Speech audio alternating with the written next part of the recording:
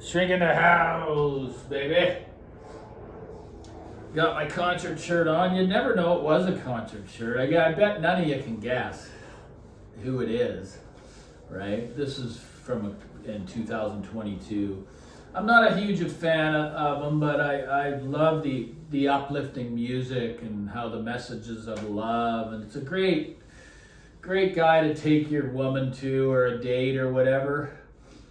But I can tell you a little story of it. Maybe someone will be able to guess, but that's why I like the shirt. It's very understated. But there's the back. I don't know if you can read it. But yeah, it's Bryan Adams, man. And you know what? I'll tell you one thing. I've gone to some big names like Roger Waters, and it sounded like crap.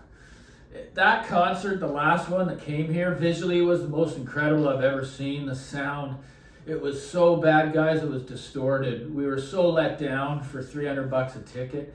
I'll never pay big for a concert again. But Bryan Adams, they've been together for so long. It's so tight, the band, and the sound quality was magic.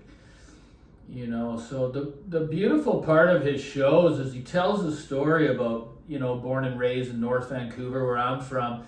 His mother in the wheelchair is right beside him on stage for every concert. It's so cool. So the Corvair here, it's the family vehicle. It's been in the family for I don't know how many decades, but it was at the concert on the stage. They lowered it from the roof, man. Really cool. But anyways, it's got nothing to do with the video. I'm talking about, you know, how much I value top end and mid-range, especially meat on the bone for me, right? And I'm not, you know, the shrink's not someone that's able to, you know, to wrap off all these buzzwords for you, because I'm not an analytical audiophile. I really don't care about all that stuff. What I care about is how I feel. Okay, I don't analyze what's going on with the system. I just go by a quick first listening and then how it makes me feel. So a lot of people love the BBC for the mid-range, and see, there's always going to be something that's missing. It's very hard to find a speaker that has strong points in every area. You know, like with the, you know, when I owned the Graham LS59s, though, those were like a scalpel. Like when they were good, they were untouched. They're the greatest I've ever owned. They were a large bookshelf with the BBC technology, and they just kind of dissected the recordings, right? So that's really not my style of listening. With the name, it would have been just a horrible combination, you know, because the name is an exciting, kind of in-your-face, lively, beautiful sound for a short period of time. So, you know, where I'm going with this is the mid-range. It's the hardest part, and the top end are the hardest parts of the speaker to master. I say they're much more difficult than the bass. I mean, a lot of these budget speakers, to be honest, they want to wow you with the bass. Because when I was really early in this, that's what sold me on stuff. I just thought, oh my God, these speakers are amazing. Meanwhile, the mid-range and the top end's either super bright or it's muffled in the mid-range. There's no transparency, no insight. So as the journey's gone along, the most important part of my presentation is the mid-range and the top end, if it's going to be right. And of course, our sources and our amplifications have a lot to do with that as well. But I mean, I knew right away when the spatials came in that although they're not highly refined speakers, they're a lot for the money. You get a lot for, you know, whatever they be today to buy these speakers. Because they were, you know, $4,000 US before shipping, duty, and taxes 8 to 10 years ago, right? And they're bigger than the new Caledon, and they have superb parts as well. They got dual wiring, clarity caps, WBT terminals, you know, a thicker, bigger baffle. So I knew right away that they, like the finger plucks or the vocals, say, of Annie Lennox, I can actually feel the deepness from the mid-range in my listening chair. I can't get that from stand mounts, and I don't expect that. But there's a lot of meat on the bones. There's almost a little bit of a hump there, and I'm okay with it. I love it like that. The only word I can give to you is a lot of meat on the bone, right? in the mid-range, and the top end is never harsh, and it's never dull or dark. I hate that. Like people that are inexperienced can often make the mistake to say, man, are these speakers smooth?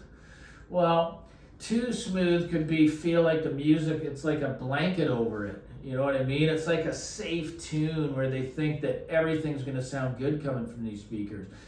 Maybe so, but they can sound dead, like there's no life to the music.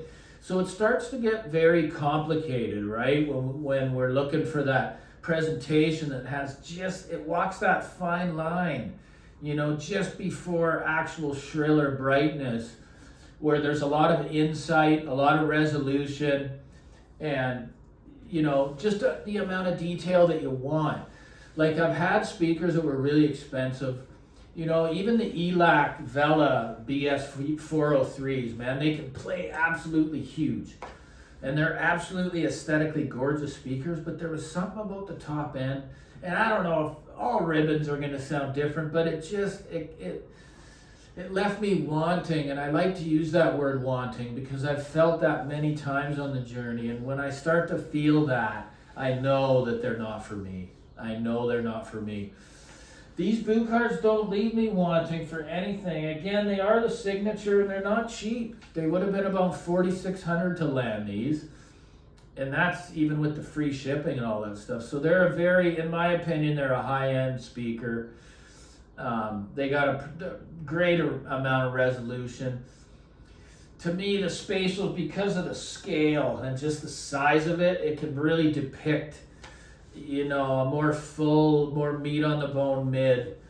And the top end is also beautiful. So yeah, I think as we, you know, as our journey refines and we become more experienced, our taste buds begin to change as to what we feel is important in our equipment, right? And mine definitely with speakers is the mid-range and the top end. There's so many ways that it can feel wrong. And it's always for me going to be in the top end or the mid-range. In the bass, I've had a lot of good speakers in that area. It's been tight, it's been fast, it's never muddy.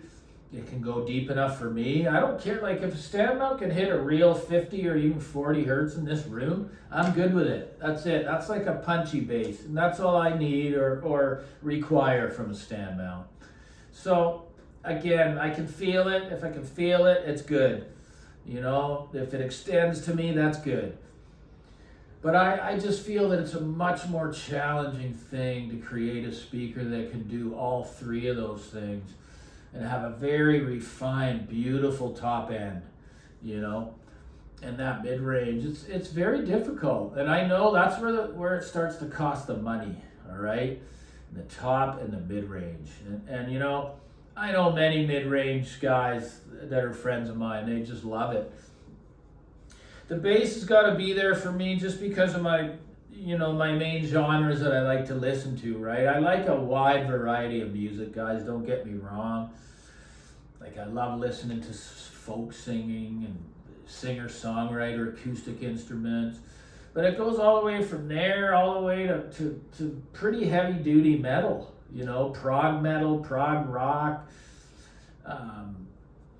not death metal, but, you know, it gets pretty heavy, and that can really see what your bass drivers can handle with the double kick drums and stuff like that. So let's see what you guys think of the importance of the mid-range and the top end of your presentation at home.